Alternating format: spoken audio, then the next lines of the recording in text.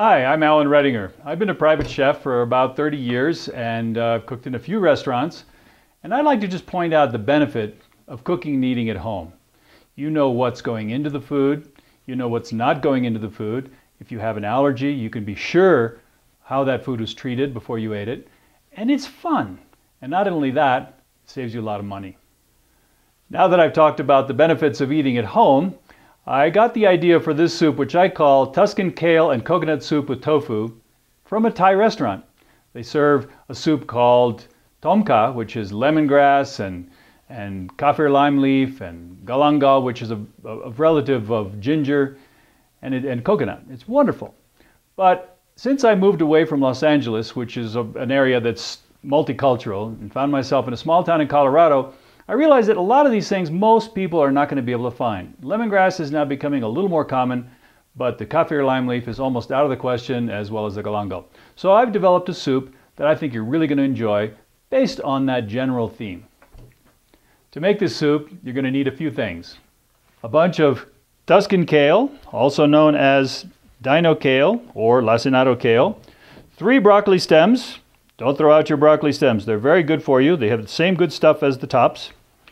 A medium red onion, diced, a tablespoon of coconut oil or almond oil, a 1/4 cup of Thai green curry paste, 2 vegetable bouillon cubes, 8 ounces of tofu cut into small cubes, a bunch of cilantro chopped, a tablespoon of freshly squeezed lime juice, 2 13.5-ounce cans of coconut milk, and 3 cups of water.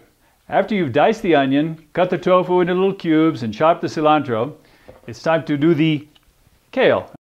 First, remove the center rib, which is very tough.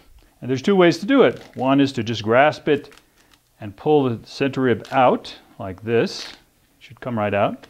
And the other is to use a knife. So the next thing, once you've got them all piled up, cut it lengthwise at intervals. This is much better than just chopping. You don't mash the juices out. Then, holding them together in their little pile, make nice decisive slicing cuts. The idea of this is not to have any long strips that will dangle from the spoon.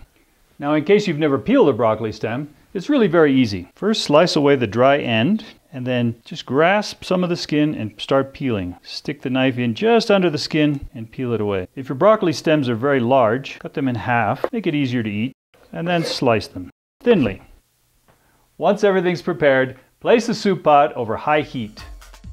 Once the pot is hot, add the coconut oil, swirl the pot to melt it, and add the onion.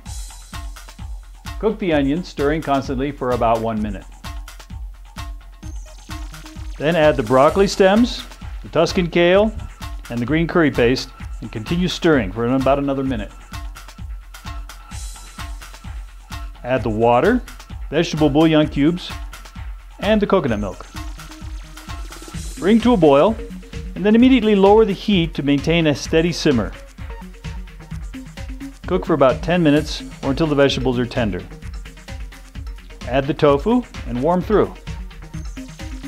Add the cilantro and lime juice and stir.